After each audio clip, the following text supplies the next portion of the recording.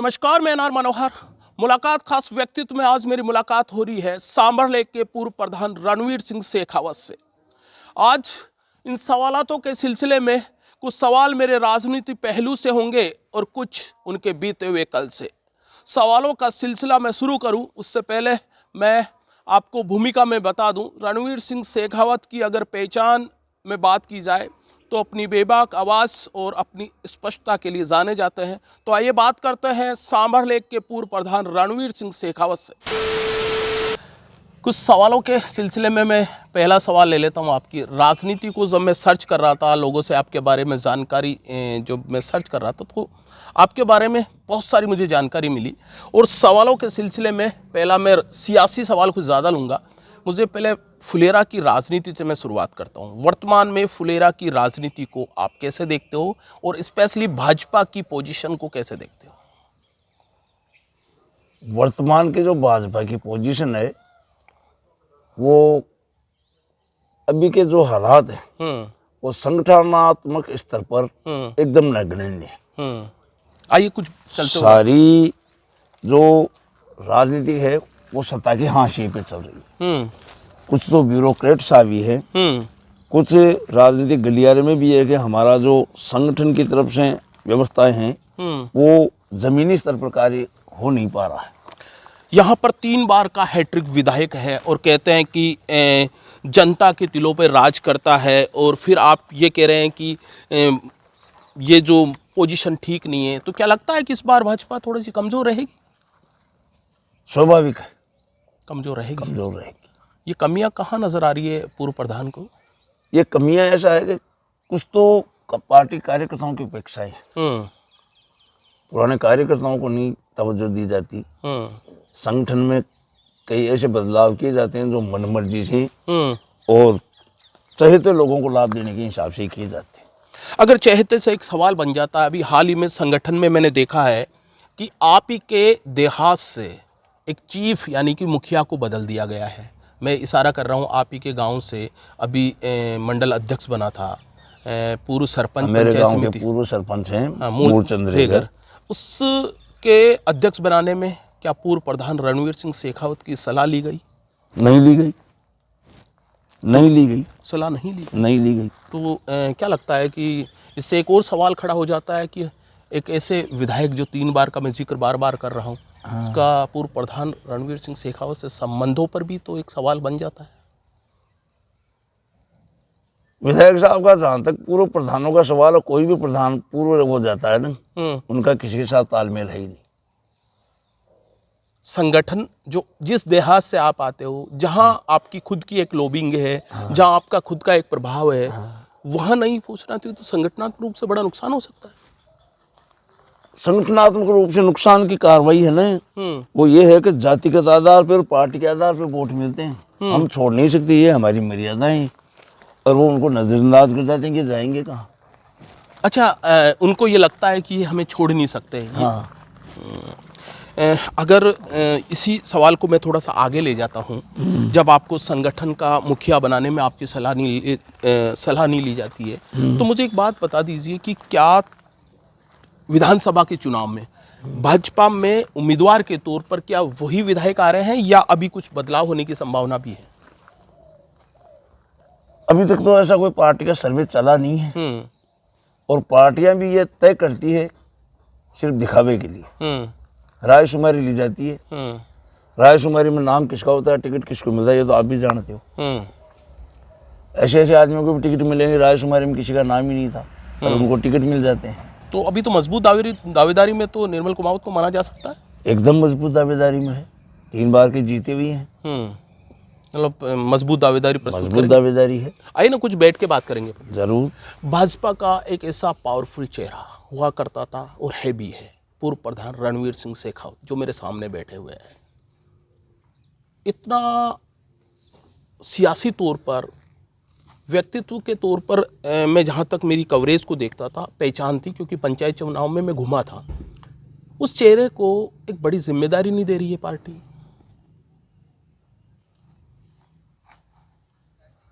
ऐसा है इसमें मनोहर साहब का हर वक्त नए नए चेहरे आते रहते हैं। जनता हमेशा उस आदमी को पसंद करती है जनता की तरफ से जनता की पैरवाई करे और वो भी हमदर्द होकर पैरवी करे। मेरी पहचान उनमें कब मेरे को अगर काम मेरे से होने वाला होता है मैं हाँ करता हूँ, करवाने का प्रयास करता हूँ, चाहे जानकारों से करवाओ चाहे कैसे भी करवाओ।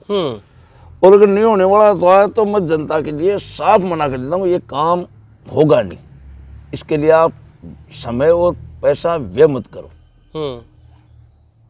ये मेरा सवाल था, एक ऐसा व्यक्ति वो कारण रहा कि हम काम करवाने के लिए जब हमारे अधिकारियों को, हमारे पार्टी के उच्च जो हमारे नेता हैं, हाईकमान है, उनको बोलते हैं तो ये बीजेपी के लोगों में ये धारणा रहती है, आज का जमाना आर्थिक युग है, सब लोग ये सोचते हैं कि कहीं न कहीं इनका कोई व्यवस्थाएं हैं, जबकि आप तो इस पूरी तहसील में जानते हो, पूरी तहसील के लोग चाहे कितनी भी उम्र का हो, मेरे से डबल उम्र के लोग भी मेरे को काका बोलते हैं। पैसे का कोई लेन देन होता नहीं, क्योंकि जनता तो अपने आप में ही गरीब है, लेकिन काम नहीं हो पाते तो वो हमारे को ये मिलता है कि आपके कहने से हम वोट देते हैं, आपके कहने से हम जय हो करते हैं, हमारा काम नहीं हो पाता। इसका मतलब या तो आपके ऊपर वाले निकम्मे हैं या आपके उनके पास पकड़ सही नहीं। आपके कहने से वोट देते हैं ये और आपकी बात को मानते हैं। हाँ। तो फिर भाजपा, जो फुलेरा भाजपा की मैं बात कर रहा हूँ, आपको बड़ी जिम्मेदारी क्यों नहीं दे रही है? किसी मंडल का आपको अध्यक्ष बनाया जा सकता है। मंडल अध्यक्ष तो मैं बहुत पहले रह चुका, मैं 2 बार रह चुका। मंडल अध्यक्ष कोई बड़ी जिम्मेदारी नहीं है। जो अभी वर्तमान में भी मंडल अध्यक्ष बना है वो अच्छा और सिंसियर आदमी है। शायद भारतीय जनता पार्टी ने देहात की पहले बार किसी दलित युवक को ये जिम्मेदारी दी है। हालांकि मेरे से राय नहीं ली गई, लेकिन मैं इस निर्णय का तो स्वागत करता हूँ। एक बात और बताइए ना मुझे कि क्या राजनीति में, जिस क्षेत्र से आप आते हो, क्या वहाँ जातिवाद हावी है? खूब ज्यादा। इस चीज़ को खुले मन से स्वीकार करते हैं? एकदम खुले, खूब ज्यादा। मतलब किस जाति का बाहुल्य या पावरफुल पोजीशन देखी जा सकती है? यहाँ उम्मीदवार और उम्मीदवारी दोनों जाति के आधार पर तय होते हैं। और जिनका वोट ज्यादा, जिनकी जाति बल संख्या ज्यादा, वही वो बनेगा। तो कभी तो वो योग्यताएं, कभी वो जनता के ये कोई मायने नहीं रखती। कि कोई मायने नहीं रखती। 65 साल के इतिहास में मैं पहले बार बीजेपी का प्रधान बना था और गेट जाट बना था। जब मैं मनोहर साहब प्रधान बना तब मैं एकदम पीजी पास करके आया हुआ एकदम नवयुवक था।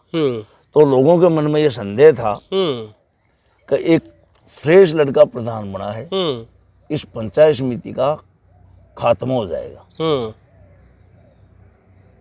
और मैंने दिल से और दिमाग से और पढ़ाई से मैंने पंचायत समिति की जनता को, सरपंचों को और प्रशासन को वो सहयोग और वो व्यवस्थाएं दी कि लोग भूतों भविष्य वाली बात याद करने लगे कि ऐसा प्रधान आज तक उस कार्यकाल को जनता आज भी याद करती है। चलो, आपके कार्यकाल को मैं उसी से सवाल खड़ा करता हूँ। आपका वो प्रधान बनना, वो चुनाव होना, एक यूथ के तौर पर आप सामने आए थे। पंचायत समिति सांभर का वो चुनाव, उस चुनाव में अगर देखा जाए जिस पार्टी से आप थे तो उसकी संख्या या उसके जो पंचायत समिति मेंबर थे उनकी सीटें ज़्यादा नहीं थी, मात्र 6 सीटें थी। 6 सीट। और जो आपके विपक्ष में कांग्रेस को एक बड़ा, मतलब उसमें 17 विधायक थे, निर्दलीय को और जोड़ ले तो। मुझे एक बात बताइए। हाँ, मुझे एक बात बताइए, मात्र 6 सीटें आपके पास में, ये चमत्कारी तौर पर प्रधान बनना, थोड़ा समझाइए ना। ये एक्चुअल में क्या हुआ था कि हर जगह पार्टियों में भीतरघात चलता है, हर जगह अपने वजूद की लड़ाई लड़ते हैं। ऐसा ही कांग्रेस में था। किसका आशीर्वाद मिला उसे? मेरे को उस टाइम डॉक्टर हरि सिंह जो कांग्रेस के नेता थे, लेकिन वो कांग्रेस के सत्ता पक्ष के विरोधी नेता थे। मतलब कांग्रेस में तो थे, लेकिन कांग्रेस के सत्ता पक्ष के विरोधी नेता थे। मतलब कांग्रेस से ही वो विरोध होता। तो मतलब आपको आशीर्वाद देने में या आपको प्रधान बनाने में कांग्रेस ही सहयोगी रही। और उसमें बड़ा रोल डॉक्टर हरि सिंह का रहा। डॉक्टर हरि सिंह का रहा। ये आप खुले मन से स्वीकार करते एकदम हो? खुले मन से। ये 6 जब सीट हो और 18 वोट मिले, 12 वोट जो आदमी तो दे। क्या डॉक्टर हरि सिंह ने अपनी पार्टी के साथ में कुछ हाँ, अंतर्द्वंद चल रहा था। कांग्रेस वाले उनको तवज्जो नहीं दे रहे थे, उनके आदमी को सिंबल नहीं दे रहे थे। जो वो चाह रहे थे उनको वो सिंबल, जिसको चाह रहे थे उनको सिंबल नहीं दे रहे थे। इसलिए उन्होंने अपने आदमी को, वो कांग्रेस में वो जो चली वो चीज, जो दो गुटों की जो चीज वर्तमान में भी नजर आती है, या आपका सब कुछ खत्म हो गया? हालांकि ये सवाल मुझे कांग्रेस से पूछना चाहिए, लेकिन आपसे भी जुड़ा हुआ है इसलिए पूछ लिया। है आज भी लगता है डॉक्टर हरि सिंह गुट है या फिर और गुट है, अभी भी फुलेरा की राजनीति में छाया हुआ है? मानते हो इस चीज को? है। और इसी वजह से कांग्रेस इसी वजह से कांग्रेस नहीं जीतती है। इसका फायदा भाजपा को मिला, भारतीय जनता पार्टी को मिलता है। तो इसका कर्णधार तो आप हुए कि उस समय आपने इतने बड़े जो माना जाता था कांग्रेस का, उसको आपने कौन सा जादुई वो आपका व्यक्तित्व किया कि वो आपको सपोर्ट कर गए? वो ऐसा था मनोहर साहब के, जब मेरे को प्रधान बना दिया था नहीं कांग्रेस वालों ने, तो पंचायत समिति के हर काम में मेरे को न जाति से मतलब होता था न पार्टी से मतलब होता था। मेंबर और सरपंच किसी भी पार्टी का किसी भी जाति का हो सकता है। पंचायत समिति कोई पैसा अलॉट करती है तो वो सरपंच के निजी काम का अलॉट नहीं होता, वो जनता का पैसा होता है, जनता के काम के लिए जाता है। तो मैंने बिना भेदभाव बिना उसके गाँव के काम करवाए, और वो लोग जो उस समय मेरा साथ दिया था, मेरा समर्थन किया था, वो परमानेंट मेरे से जुड़ गए। वो आज भी हमारे साथ, आज भी मेरे साथ। आज भी पूर्व प्रधान रणवीर सिंह को अगर मैं बात करूं तो कांग्रेस लोग भी उतना ही प्यार करते हैं, उतना ही एकदम बराबर सम्मान देते हैं, बराबर बात मैं थोड़ा राजनीति से मैं थोड़ा सामाजिक सवाल भी आपसे लूंगा, क्योंकि मैं जहां तक आपको पढ़ा हूं जाना हूं तो आप खुले विचारों के हैं। मुझे एक बात बताइए ना कि एक राजपूत परिवार से आप आते हो, राजपूतों में कहते हैं कि परंपरा को बड़ा महत्व दिया जाता है। क्या समय के अनुसार वो परंपरा गौण होती जा रही है? आप भी मान रहे हो कि नवा जो सिस्टम आ रहा है, मॉडर्न जो जमाना आ रहा है, उसमें अपना आप को ढाल रही है पूरी समाज, या अभी भी कुछ? नहीं, देखो सामाजिक व्यवस्थाएं सामाजिक स्तर पर आज भी चालू है, और जो ग्रामीण परिवेशों में जो आजकल जो नया कल्चर है, वो नए कल्चर के हिसाब से चलना भी पड़ता है। नहीं चले तो लोग पिछड़ जाते हैं, जमाना भी बदल रहा है, उसके हिसाब से भी चलना पड़ता है। मतलब ऐसी कोई बात नहीं, नई व्यवस्था को स्वीकार करते हो? करना भी पड़ता है, क्योंकि ये व्यवस्थाएं हैं, उसमें साथ नहीं दोगे तो आप पीछे रह जाओगे। आप मानते हो कि समय मैं मानता हूँ, पहले के जमाने में एक सवाल बालिका शिक्षा नहीं थी। जी। आज हम बढ़ावा दे रहे हैं, हमारी खुद की बच्चियों को पढ़ा रहे हैं। हम खुले में कहते हैं कि ये पर्दा प्रथा, ये प्रथा, ये सब छोड़ो, आगे चलो, नहीं दुनिया आगे निकल जाएगी, तुम पीछे रह जाओ। मैं रणवीर सिंह शेखावत में एक वो चीज़ देख रहा हूँ जो आधुनिकता को स्वीकार करता है। अगर आपका बेटा, आपकी गुड़िया अगर कोई अंतर्जातीय विवाह करे तो उसका सपोर्ट करोगे? एकदम खुले दिल से, अगर वो योग्य हो। पहले बात तो अंतर्जातीय विवाह अक्सर वो लोग करते हैं जो बहुत अच्छे हाई प्रोफाइल हो, ऐसे भाग के विवाह कर ले, मैं उनको अंतर्जातीय विवाह नहीं बोलता। अनमेच्योरिटी से करे या ऐसे कर ले के साहब, वो तो बगैर कुछ जानती नहीं थी, नॉन मैट्रिक थी, न बालिग थी, तो ये तो कोई वो नहीं हुई। एक प्रोफाइल हो, और प्रोफाइल से अगर शादी करे तो इसमें क्या है? अभी जापान की राजकुमारी ने एक नॉर्मल आदमी से शादी करके जापान के ताज को छोड़ा है। जापान, ब्रिटेन, वो मैं इंडिया और वो कल्चर जहाँ पर कहते हैं कि आप एक ऐसी फैमिली से हो जहाँ पर ये बात कहना अपने आप में मैं मानता हूँ। नहीं, बहुत अच्छी बात है, वक्त के साथ बदलना भी चाहिए। अगर एक सेलिब्रिटी के साथ या एक बहुत अच्छे जेंटलमैन के साथ शादी करती, क्या दिक्कत है? आप किसी सामाजिक बंधन में बांधोगे और वो लड़का इडियट हो, नॉनसेंस हो, तो कैसे पार चलेगी? क्या बात है। चलो मैं इस चीज़ से थोड़ा सा वापस आपकी राजनीति में, पूर्व प्रधान बने आप, अभी मेरे को एक जानकारी मिली मंडल तक भी आप गए थे। अभी एक हसरत है रणवीर सिंह शेखावत के दिल में कि नहीं, मैंने पार्टी के लिए बहुत कुछ किया है, जनता के दिलों में मैंने राज किया है, तो क्यों पार्टी कभी आपको MLA तक आपको प्रोजेक्ट करे या कभी आपको ऐसी दे, तो एक मन में हसरत बची हुई है? नहीं, हसरत तो हर आदमी का रहती है। पार्टी को दायित्व देना भी चाहिए, और वो नहीं देती तो ये समझते हैं भाई हमसे ज्यादा काबिल कोई होगा। हालांकि रिजल्ट से बाद में कुछ भी मिले पार्टी को अफसोस भी होता होगा। एमएलए अगर आपको प्रोजेक्ट करे हाँ। तो अपने आप को एमएलए तो मैंने आपको बताया नहीं, ये राजनीतिक पार्टियां, इनका मैनिफेस्टो होता है अलग, दिखाने का अलग, वो करने का अलग। कभी रणवीर सिंह शेखावत भी एमएलए के लिए दावेदारी के लिए अपने आप को मैंने 2 बार बायोडेटा लगाया है, 2 बार अपनी लगाया है बायोडेटा, नाम भी चर्चा तक पहुंचा है, संसदीय बोर्ड तक पहुंचा भी है नाम। तो प्रयास अगेन भी रहेगा? अगेन भी रहेगा, लेकिन चक्कर ये है ना कि वहां जाके ये बात कास्टिज्म पर आके रोक देते हैं कि आपका रेशो इतना ही बनता है, आपका वो इतना ही बनता है। आपको कहीं ना कहीं ये कसक है कि राजनीति में जातिवाद हावी होना योग्य आदमी को रोकती है? एकदम रोक दी है। इसीलिए तो ये इतिहास जो कुछ आप देखते हो, राजनीति गंदी क्यों हो गई है, इसीलिए हो गई, तुष्टिकरण की राजनीति हो गई। अगर मैं भाजपा की बात करूं, क्योंकि राजनीति समझ में जहाँ तक है आप बारीकी से जानते हो, कुछ गुटबाजी आज भी बनी हुई है। पूरी फुलेरा की बात करूं, पूरी फुलेरा की देखो, भाजपा की जहाँ तक गुटबाजी की बात है नहीं, कांग्रेस के मुकाबले में 2% भी नहीं है, कांग्रेस में बहुत ज्यादा है। आप में है तो है, कोई मामूली लेकुना ग्राउंड पे होगा ऐसी कोई मेरे को लगती नहीं है। पंचायत समिति चुनाव जो भी हाल ही में एक नई पंचायत समिति भी बनी थी, हाँ। और मैं आपकी सांभर जो पुरानी है, हाँ।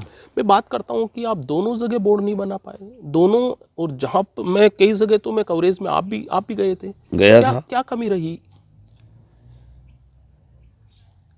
थोड़ा मैनेजमेंट मिस रहा। मैनेजमेंट पार्टी का? अब पार्टी का समझो क्या हमारा ही समझो। कहाँ कमी रह गई? कुछ तो डैमेज कंट्रोल नहीं कर सके प्रत्याशियों को, कुछ मैनेजमेंट नहीं हुआ। टिकटों का वितरण तो ठीक था? टिकटों के वितरण में ही होगी, टिकटों का वितरण अंडर प्रेशर से चली गई। कुछ आपसे सलाह नहीं ली गई टिकटों में देने में? ली गई थी। गलती कहाँ हुई फिर? हमने नाम भी सुझाए थे, मान नहीं गए वो, उनकी बात। आपके नाम को टिकट नहीं मिली? नहीं मिली, हमने सुझाए थे सब नाम। मेरा तो कोई मतलब, मैं खुद चुनाव लड़ने वाला नहीं था, मैं उस कमेटी में था, लेकिन जहां जहां हमने बताया कि ये आदमी यहाँ ये नहीं बैठ पाएगा, यहाँ ये नहीं बैठ पाएगा, यहाँ ये जीतेगा, यहाँ ये विनर कैंडिडेट है, कई बातें प्रेशर में भी आ जाती है, कहीं दबाव भी आ जाता है। कुछ ऐसा हुआ कि 2-3 टिकटों में हेरफेर हुई, वो 2-3 टिकटों में ही जईंद हो गई।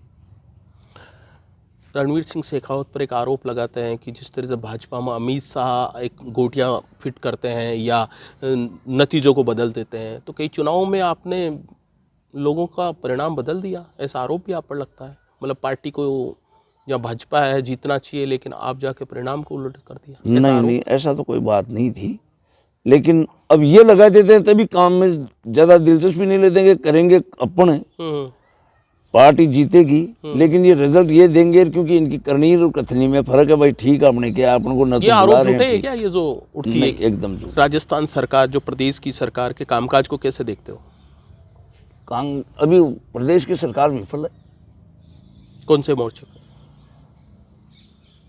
प्रदेश की सरकार हर मोर्चे पर विफल है। महंगाई का गाना गाते हैं गहलोत साहब के साहब, ऐसा हुआ वैसा हुआ। मैं कल की बात बता रहा हूँ, दिल्ली से आया था मैं, राजस्थान बॉर्डर पे लगते हुए जितने भी पंप हरियाणा के, उन पर गाड़ियों को तेल लेने की फुर्सत नहीं, जगह नहीं गाड़ी लगाने के लिए, और उससे सटते ही राजस्थान में है उनकी शायद एक बात 5-5 दिन से 7-7 दिन से बोनी नहीं हो रही, जीरो बैलेंस पर काम नहीं हो रहा। पेट्रोल पर वेट की बात कर रहे हो? राजस्थान ज्यादा लगाती है, बहुत ज्यादा लगाती है।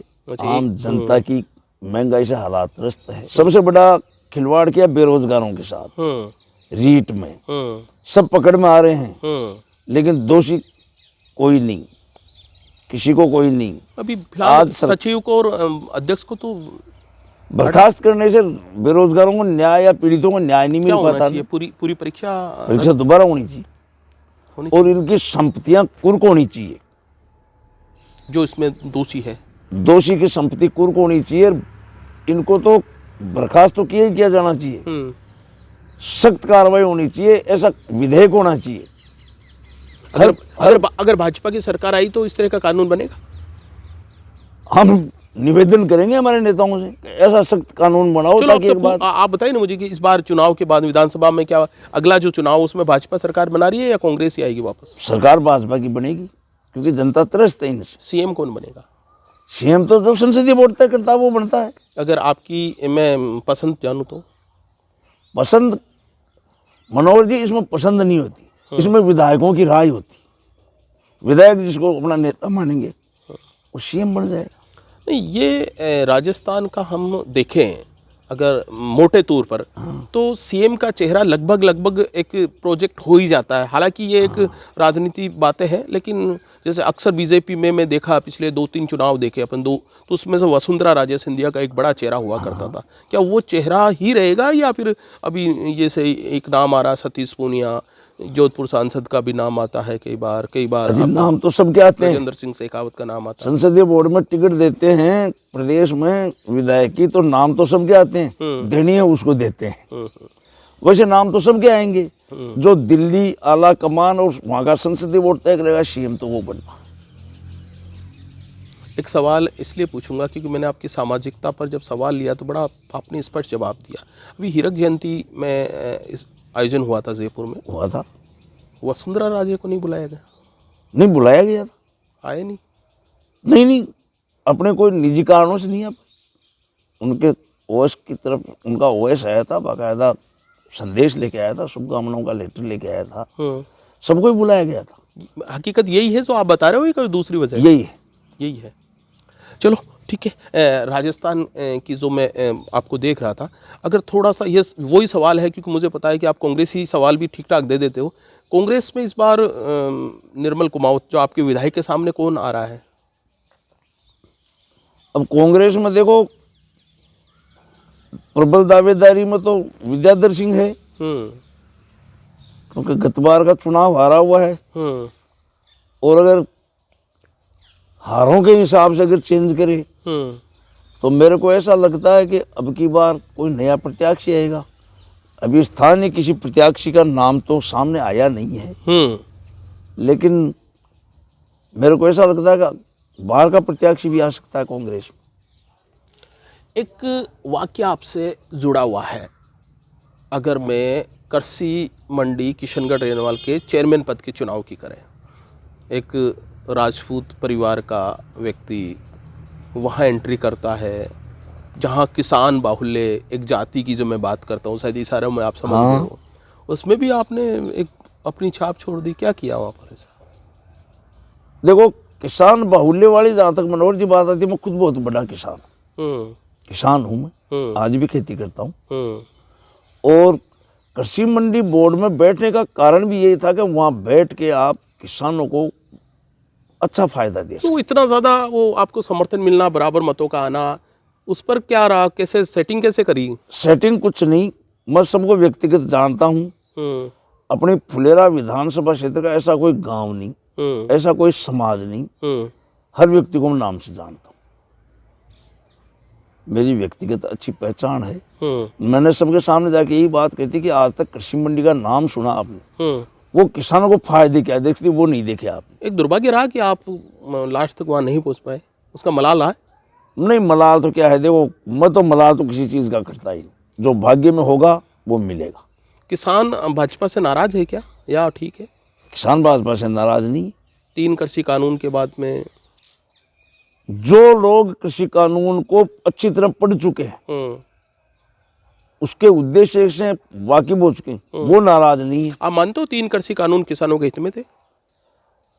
मैं मानता हूं उनमें कुछ जो कमियां थी वो दिल्ली की सरकार ने भी कही है, केंद्रीय कृषि मंत्री ने कहा इन पर हम विचार करेंगे, और वो कोई बुरा काम नहीं था। आप समझा नहीं पाए किसानों को? किसानों के समय हमारे यहाँ के कोई काश्तकार भी नहीं थे नाराज, वो थे जो खुद किसान भी नहीं थे, बिचौलिया लोग। जो आंदोलन कर रहे थे वो किसान नहीं थे? किसान नहीं थे, वो बिचौलिया। राकेश टिकैत, नरेश टिकैत, ये किसान नहीं? ये तो बड़े नेता हैं। नेता है, किसान नहीं है। किसान किसको मानते हो आप? किसान आज भी बीपीएल होने के चक्कर में रहता है। फ्री यूरिया या फ्री डीजल, भाई सब्सिडी का डीजल हमारे को मिलना चाहिए, ये मांग करता है। फ्री का या सस्ते रेट पर हमारे को पावर मिले, ये मांग करता है। जो आदमी एसी में चलता हो, जिसको हजारों करोड़ की प्रॉपर्टी, वो कहेंगे किसान है, वो तो अपने आप में एक स्टेट के मालिक। क्या किसान एसी यूज नहीं कर सकते? एसी में एसी नहीं साहब, एसी तो साधारण इक्विपमेंट हो गया आजकल। वो बहुत बड़ी फर्मों के मालिक। राकेश टिकैत की आप देखो कितनी बड़ी परिसंपत्तियां किसान के पास तो संपत्ति के नाम पे अपनी खेत आता है। चलो मुझे थोड़ा सा हम राजस्थान से बाहर जाते हैं, क्योंकि अभी एक हॉट मैं देखता हूं कि राजनीति में यूपी चुनाव है, पंजाब चुनाव है। यूपी की क्या स्थिति नजर आ रही है? एक छोटा सा कमेंट चाहूंगा। यूपी में भारतीय जनता पार्टी सरकार बनाएगी। सीएम कौन बनेगा? योगी आदित्यनाथ तो है ही, और फिर अगर केंद्रीय संसदीय बोर्ड चाहेगा, वहाँ के नेता चाहेंगे तो दूसरा आ जाएगा, उसमें कोई नाराजगी नहीं। एक बात बताइए, यूपी की जो बात आती है योगी आदित्यनाथ की मैं बात करता हूँ तो एक हिंदू चेहरा बनता है, और मुसलमानों के खिलाफ जब उनका मैं स्टेटमेंट पढ़ता हूँ एक, तो उनका बड़ा कठोर आता है। उस बात को कैसे देखते हो? नहीं देखो, राज में मनोहर जी शक्ति होनी जरूरी, भय बिन होई प्रीति, ये एक रामायण का भी है कि अगर राज में भय पैदा करने की स्थिति नहीं होगी तो रीढ़ जैसे नाबालिगों के बलात्कार जैसे कांड होते रहे। ये राज में शक्ति होना जरूरी है, हिंदुत्व का चेहरा हो। यूपी में कई गैंगस्टर मरे, पांडे मरा, वो ब्राह्मण था। हिंदुत्व की बात, हिंदुत्व में क्या केवल हिंदू हो, उसमें मोमडन नहीं हो? नहीं, हिंदुत्व की जहां तक बात आती है तो पांडे जितने भी गैंगस्टर मरे वो सारे मुसलमान थोड़ी थे, हिंदू ही थे। लेकिन राज की व्यवस्थाएं काबिल होने की बात आती है, वहाँ कोई भी हो जो गैंगस्टर अपराधी की कोई जाति नहीं है। यूपी को पसंद, योगी को पसंद करते हो? योगी को खूब पसंद करते। पंजाब चुनाव की क्या स्थिति है? पंजाब चुनाव तो क्या है कि अभी सीधा बोलो ना, आप तो पार्टी क्या मजबूत है कमजोर है? पार्टी अच्छी स्थिति में है। सरकार बनाएगी? हाँ, सरकार बनाने की पूरी उसमें लगे हुए हैं, क्योंकि वहाँ कुनबे काफी बिखरे हुए हैं। मुझे ऐसा लगता है कि क्षेत्रीय पार्टियां जहाँ ज्यादा हावी हो जाती है ना, वहाँ ये राष्ट्रीय पार्टियां है ना, ये धूमिल पड़ जाती है। मीडिया रिपोर्ट तो कहती है कि भाजपा सबसे ज्यादा पंजाब में कमजोर है। नहीं, सबसे ज्यादा पंजाब में कमजोर होगी, लेकिन हम ये कह रहे हैं कि पहले से ज्यादा बहुत अच्छी स्थिति में हैं हम। पहले से तो ठीक रहेगी, लेकिन सरकार का अता पता नहीं है। सरकार तो अगर हमारा जो अलायंस मिला हुआ है अगर वो ठीक रहा तो बन जाए, लेकिन हमारी स्थिति बहुत अच्छी। अच्छा, अपनी स्थिति बहुत अच्छी। चलो, जाते जाते एक दो सवाल मैं आपका और कमेंट चाहूँगा।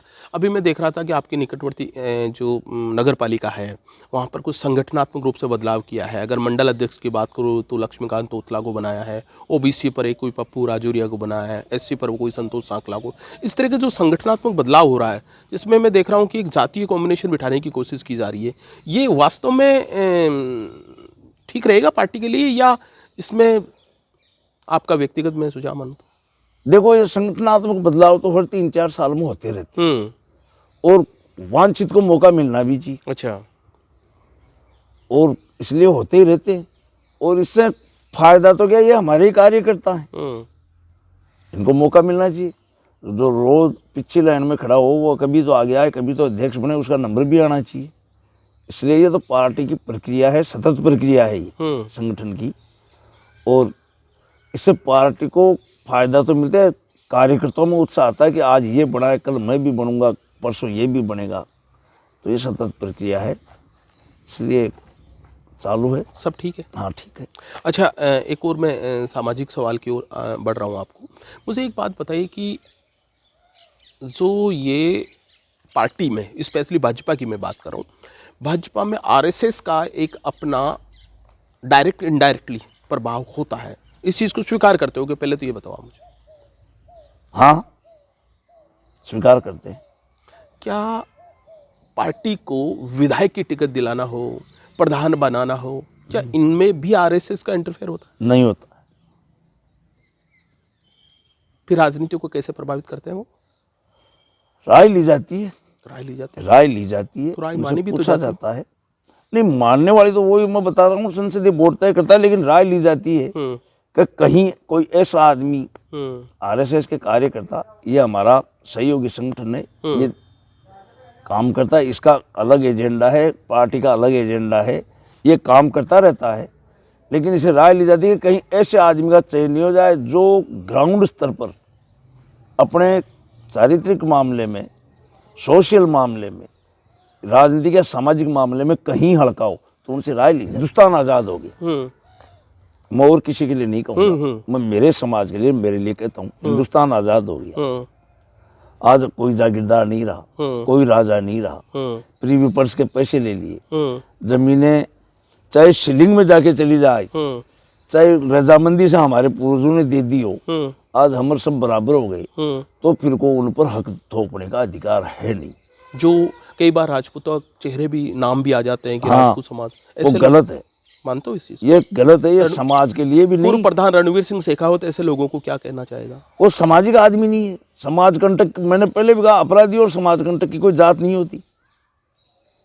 जो एक जाति श्रेष्ठता के आधार पर किसी को ऐसा कुछ करते हैं तो आप उसको गलत मानते हो? बहुत गलत मानता हूँ, बहुत गलत मानते हो? बहुत गलत मानता हूँ। मैंने अभी आपको कहा मंडल अध्यक्ष बनाया, मैं सबसे अच्छा स्वागत करता हूँ, क्योंकि 70 साल बाद में चेते, लेकिन चेते तो सही। अगर आपसे पूछा जाता तो आप बेशक नाम का मैं समर्थन? बेशक नाम लेता, लेकिन मैं ये भी कहता कि मैं नाम तो लूंगा, लेकिन तू सबके सामने भाई कोई ओपन मत कर देना, लोग कहेंगे कि गांव का ही नाम ले रहा है, क्योंकि इस गांव से 3 मंडल अध्यक्ष रह चुके। अच्छा अच्छा, क्या बात है। तो आपका गांव में राजनीति चेतना कुछ है? राजनीतिक चेतना तो है ही। एक आपसे जुड़ा हुआ एक सवाल लूंगा मैं। जब पंचायत समिति सदस्यों की पार्टी की बात कर रहा हूँ, भाजपा की बात कर रहा हूँ, अपने सदस्य या मेंबर की जो टिकटें जारी हो रही थी, उस टिकटों में रणवीर सिंह शेखावत को काफ़ी मशक्कत करनी पड़ी। बड़ा मतलब टिकट आसानी से पार्टी नहीं दे रही थी। ऐसा एक वाक्य आपके साथ में जुड़ा हुआ है, क्या ऐसा ही है क्या? दूसरी बार, हाँ दूसरी बार जब की बात है वो, हाँ दूसरी बार काफी मशक्कत करनी पड़ी। ये मानते हो? जनरल की सीट थी और मैं चाह रहा था कि मैं वापस चुनाव लड़ूं, जनता के वो मानस था। मैं मेरे यहाँ से भी नहीं चुनाव लड़ रहा था, दूसरी जगह से चुनाव लड़ रहा था, वहाँ के लोग मेरे साथ थे, लेकिन कुछ लोग नहीं चाह रहे थे। कुछ लोग पार्टी के बड़े नेता नहीं चाह रहे थे कि अगर ये दोबारा प्रधान बन गया तो हमारे जीव को हो सकता है कांटा हो जाएगा। रणवीर सिंह शेखावत तो जो जनता में इतना काम करता था, लोकप्रिय था, फिर पार्टी ऐसे नाम को क्यों रोक रही थी? पार्टी ने तो टिकट दिया भी, टिकट कट गया, फिर दिया भी, कट भी गया। ये पार्टी ने पूरा इसके पीछे कौन था ये पूरा रचने वाला? जिसका विपक्ष उसका डॉक्टर हरि सिंह जिसका समर्थन कर दे और उनका काटने वाला। ये उस टाइम एक अलग ही मंडली थी जो मेरे से कुछ मायनों में खिलाफ थी, क्योंकि मैं उनके उन कामों में साथ नहीं था, तो वो नहीं चाहते थे कहीं कभी किसी की चल निकले, कभी किसी की चल निकले वाली बात होती है। अच्छा, वो फिर उसके बाद में सेकंड बार में फिर क्या रहा कि कामयाब रहे टिकट लेने में? टिकट तो मिली, लेकिन इन्होंने सिंबल जमा कराने में काट दिया, सिंबल काट दिया। वो तकलीफ आज भी है? तकलीफ है, तकलीफ है वो। अच्छा, वो तकलीफ है, तकलीफ तो है ही। मैं नोट को नहीं रखता, आज भी उस सिंबल को रख रखा है मैंने। भाई वक्त आने पर इस सिंबल को दिखाऊंगा कि ये है, पार्टी के नेताओं की हालात जारी कर देते हैं, फिर उसकी व्यवस्था ही नहीं बैठा। आपका जो नाम है वो प्रिंटेड ना होकर पेन से लिखा गया था, ऐसा? हाँ, ये तो अब चलिए व्यवस्था। उस टाइम सिंबल खाली आते थे, मैं भी खाली लेके आता था। मैंने तो ईमानदारी से लाके नाम लिख के जमा कराए, लेकिन कहीं कोई का जमीर नहीं बोले तो नहीं बोले। आज मैं अगर आपसे वो कुछ चेहरे, कुछ नाम, ऐसा कुछ नहीं, अब क्या नहीं, बीती हुई बात को नहीं क्या है उसमें? नया अध्याय लिखेंगे तो नए नाम आएंगे। रणवीर सिंह शेखावत आज भी पार्टी में काम करने के लिए तैयार है? कर ही रहे हैं, पार्टी का काम, पार्टी का ही काम करते हैं। सुबह हर रोज 10-20 आदमी मिलने वाले आते हैं, वो चाहे पार्टी के हो, कहीं से आसपास के गाँवों के हो, उनका काम करते हैं। हमारे से होने वाला हम करते हैं, अधिकारियों से। कभी दोबारा प्रधान का दावेदारी आई तो? अब नहीं लड़ूंगा, अब नहीं, प्रधान की दावेदारी नहीं करेंगे। अब मतलब प्रधान से ऊपर की देखेंगे, प्रधान की दावेदारी नहीं करेंगे। प्रधान की दावेदारी नहीं करेंगे, ये थे रणवीर सिंह शेखावत। चाहे सवाल मेरे राजनीतिक सवाल को मैंने चाहे किसी भी एंगल में पूछा हो, हर सवाल का इन्होंने बेबाक जवाब दिया है। और सबसे बड़ा जिस सवाल से मैं प्रभावित था वो एक अपनी सामाजिक बदलाव को सहर्ष स्वीकार किया है।